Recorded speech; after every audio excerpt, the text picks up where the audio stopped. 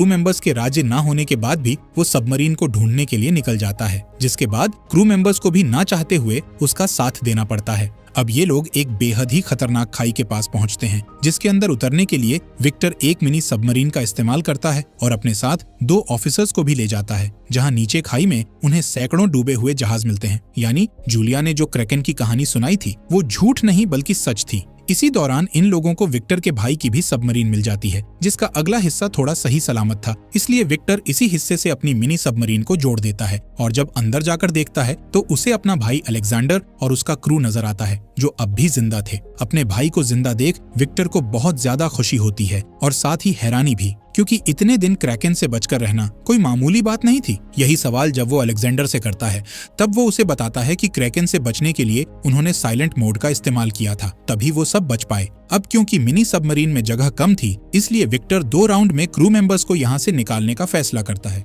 और पहले राउंड में एक टीम को सबमरीन में बैठाकर रवाना कर देता है, जबकि वो खुद अपने भाई के साथ यहीं रुकता है। लेकिन जैसे ही ये टीम आधे रास्ते पर पहुंचती है तो हम देखते हैं कि क्रैकन फिर से जाग गया है। इधर विक्टर और अलेक्जेंडर उन खास मिसाइल्स को एक्टिवेट करने की कोशिश करते हैं और काफी मशक्कत के बाद जब कंप्यूटर ऑन होता है तब मिसाइल एक्टिवेट हो जाती है। उसी वक्त क्रैकन भी मेन सबमरीन पर हमला करने ही वाला होता है कि तभी मिनी सबमरीन से एक ट्रैकर गलती से स्टार्ट हो जाता है, जिसकी आवाज से अट्रैक्ट होकर क्रैकन उसकी तरफ चल देता है। इधर एडमिरल ओल्शांस्की मौके का फायदा उठाकर मेन सबमरीन को अब समुद्र के ऊपर ले जाने का ऑर्डर देता है, जबकि विक्टर और अलेक्जेंडर मिसाइल में कोड डालकर उन्हें ऑन कर देते हैं। लेकिन तब तक क्रैकन उनके करीब पहुंच चुका था। अब उसके टेंटिकल्स विक्टर की सबमरीन को जकड़ने लगते हैं। ये देख मरने से पहले दोनों भाई रेडियो के जरिए एक दूसरे से बात करते हैं और अपनी गलतियों के लिए माफी मांगते हैं, लेकिन ये अब भी हिम्मत नहीं हारते और क्रैकन के सबमरीन को तबाह करने से पहले ही एक साथ स्विच दबाकर